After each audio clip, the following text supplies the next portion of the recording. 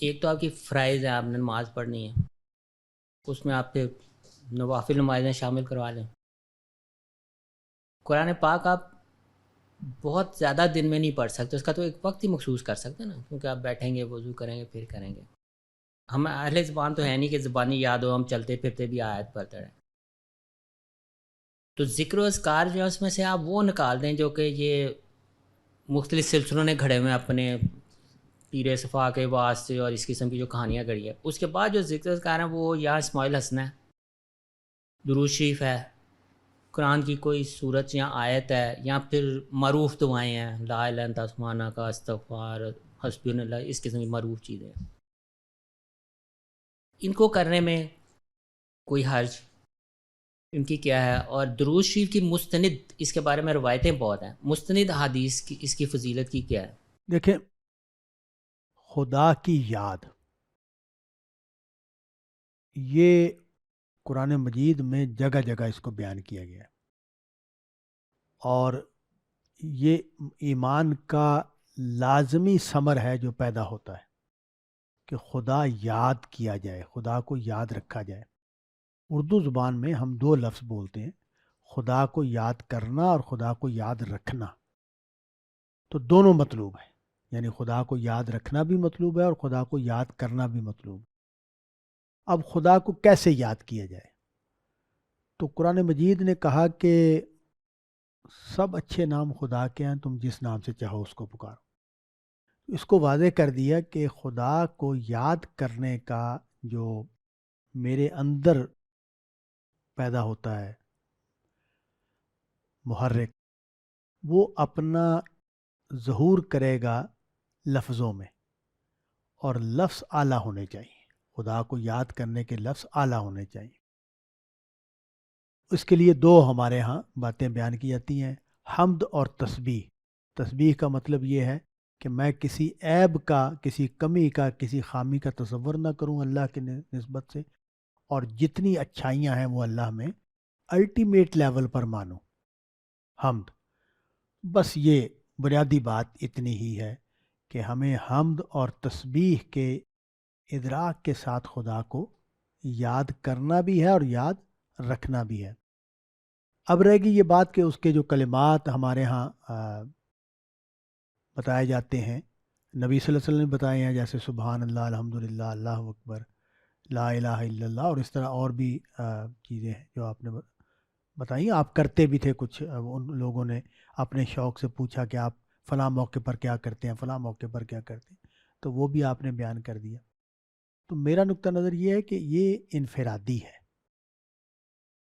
یہاں کوئی یہ جو ہمارے دینی حلقوں میں کچھ چیزیں تجویز کی جاتی ہیں، مجھے یہ لگتا ہے کہ یہ نہیں کرنا چاہیے، اگرچہ لوگوں کی ڈیمانڈ ہوتی ہے، لوگ پوچھتے ہیں کہ جی میں کون سا ذکر کیا کروں، میں کون سی دعا کیا کروں۔ ابھی میری ایک بھتیجی بہت پریشان تھی، تو اس نے مجھے میسج کیا اس کے اوپر، واٹس ایپ کے اوپر، کہ تایا ابو مجھے بتائیں میں اس کام کے لیے کیا پڑھوں۔ تو یہ لوگ ڈیمانڈ کرتے ہیں، اور یہ ایک فطری سی بات ہوتی ہے کہ مذہبی لوگوں کے ساتھ لوگ اس سلسلے میں ربط قائم کریں۔ میرا نقطہ نظر یہ ہے کہ کوئی تجویز دینی بھی ہو، جیسے اپنے بچوں کو تو دے بھی سکتے ہیں ہم، پھر بھی یہ بات واضح کر دینی چاہیے کہ بھئی یہ تمہارے اندر اٹھنے والا نقطہ ہے۔ سوری میں یہاں پہ تھوڑا سا آپ کو انٹرپٹ کروں گا۔ آپ جب کوئی مدعا بیان کرتے ہیں وہ بالواسطہ بھی ہوتا ہے، بلا واسطہ بھی ہوتا ہے، اشارتاً بھی ہو سکتا ہے۔ تو جس طرح آج کل یہ وظائف جادو کے طور پہ بتایا جا رہا ہے کہ اتنا دیر پڑھ رہی، وہ آپ نہ کریں۔ تو اپنی اس مقصد کو، جس طرح کہا جاتا ہے رزق کے لیے آپ سورہ واقعہ پڑھیں، تو اس طرح اس کو رکھتے ایک دعا کے طور پہ آپ عزت انصاری کے ساتھ، امید و بیم کے ساتھ کہ اللہ تعالیٰ رحم فرما دے، پھر تو کوئی حرج نہیں۔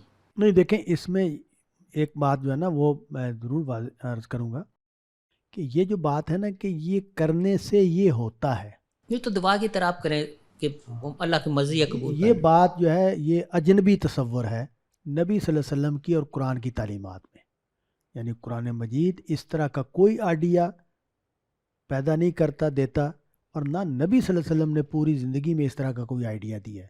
نبی صلی اللہ علیہ وسلم کی زندگی مشکلات سے بھری ہوئی ہے، ہر طرح کی اذیتیں نبی صلی اللہ علیہ وسلم کو سہنا پڑی ہیں. کبھی ایسا نہیں ہوا کہ آپ نے کسی صحابی کو یا خود یہ کہا ہو کہ میں آج کل یہ صورت پڑھ رہا ہوں، میں آج کل یہ آیت پڑھ رہا ہوں تاکہ یہ مسئلہ حل ہو جائے. تو یہ جو تصور ہے یہ ہمارے دین میں اجنبی تصور ہے کہ کچھ صورتیں ان کو اس طرح بیان کیا جاتا ہے، ان کو کہتے ہیں فضائل، صورتوں کے فضائل. کچھ آیتیں جیسے آیت کریمہ ہے. اب آیت کریمہ اعلیٰ ترین، یعنی دنیا میں استغفار کے جتنے بھی کلمات ہیں استغفار کے، ان میں سب سے بڑا کلمہ آیت کریمہ ہے. وہ اصل میں استغفار ہے، لیکن ہم نے اس کو کیا بنا دیا کہ 1.25 مرتبہ پڑھیں تو مقدموں سے جان چھوٹ جائے گی، بیماری سے جان چھوٹ جائے گی. اب دیکھیں یہ پیچھے کرونا ہوا تو ہمارے ہسپتالوں میں وہ پڑھی سنائی جا رہی ہے سورہ رحمان. تو یہ تصور تو بالکل قابل قبول ہی نہیں ہے، اس کا کوئی تعلق ہمارے دین سے نہیں ہے. یہ انسانوں کی ایجاد ہے اور اس کو دین بنا دیا. تو اس سے تو مکمل گریز کرنا چاہیے. باقی آپ کی بات بالکل ٹھیک ہے کہ ہم اللہ تعالیٰ سے دعا کریں گے. درود شریف کا میں نے پوچھا، قرآن مجید سمجھنے کے لیے پڑھنا ہے. مستند حدیثوں میں درود شریف جو ہے اس کا کہاں پہ آتا ہے؟ نہیں، درود ہیں نبی روایتوں میں بھی ہیں، اور بخاری اور مسلم میں جو روایتیں ہیں ان میں بھی درود کی روایتیں موجود ہیں. تو وہ دیکھیں درود جو ہے وہ ہے کیا؟